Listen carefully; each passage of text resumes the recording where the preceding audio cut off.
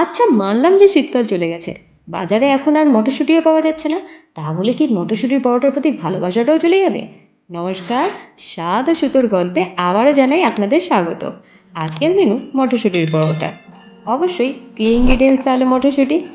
প্রথমে খোসা ছাড়িয়ে মিক্সিং জারে অল্প জল দিয়ে একটা স্মুথ পেস্ট বানিয়ে নেব। বাজারে খোসা যেমন মটরশুঁটি না পেলে কি হয়েছে, মলে কিন্তু ক্যানে প্রিজার্ভ মটরশুঁটি পেয়ে যাবেন। জলে ভালো করে ধুয়ে একটা স্মুথ পেস্ট বানিয়ে নিন।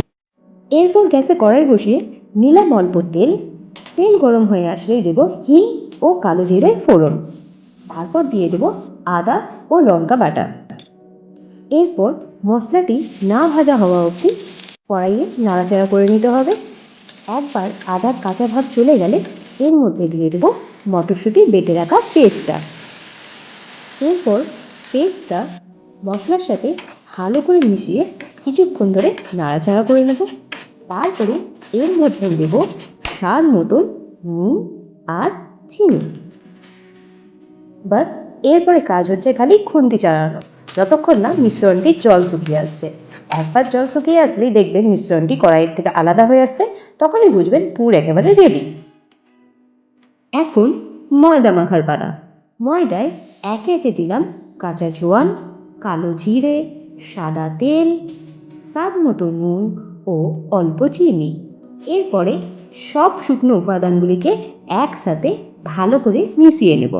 তারপর মিক্সিং জারে যেটিতে মটরশুঁটি পেস্ট করা হয়েছিল তার মধ্যেই অল্প জল দিয়ে সেই জল দিয়ে আস্তে আস্তে ময়দাটিকে ভালো করে মেখে একটি স্মুথ ডো বানিয়ে নেব। এরপর ডোটি থেকে আমি যতগুলো লেচি হচ্ছে সবকটা লেচি আগে কেটে নিলাম। তারপর এক একটি লেচিকে দু হাতের আঙুল দিয়ে আলতো করে চাপ দিয়ে একটি বাটির মতো আকৃতি বানিয়ে নেব। তার মধ্যে ভরে দেব একটু বেশি পরিমাণের পুর দিয়ে এইভাবে একটা একটা করে আমি প্রত্যেকটা লেচির মধ্যে আস্তে আস্তে পুর ভরে নিলাম এবং ভালো করে গোল আকৃতি করে আমি রেখে দিলাম। দেখুন, আমার কিন্তু সবকটা লেচি এবার রেডি হয়ে গেছে। এরপরে বেলার পালা। আমি কিন্তু এখানে সবকটা লেচিকে পরোটার আকৃতিতে বেলবো, কারণ আমি এখানে কম তেলের ব্যবহার করতে চাইছি। আপনারা চাইলে এইটাকে অনায়াসে কচুরির আকৃতিতে বেলতে পারেন এবং কড়াইয়ে তেল নিয়ে তার মধ্যে ভালো করে ছেঁকে কিন্তু তুলে নিতে পারেন। আমি বেশি তেল খেতে চাই না বলে তার জন্য পরোটা বানাচ্ছি। এরপরে পরোটাগুলি ভাজার পালা। প্রথমে তাওয়া গরম করে পরোটাগুলিকে এক এক করে দিয়ে দু পিঠকে আগে আলতো করে সেঁকে নিয়ে তারপরে রিফাইন তেল দিয়ে ভালো করে দুদিককে ভেজে নেব। দেখুন, পরোটাগুলি কি সুন্দর ফুলে উঠেছে। বাস, আমার পরোটা কিন্তু একেবারে রেডি হয়ে গেছে।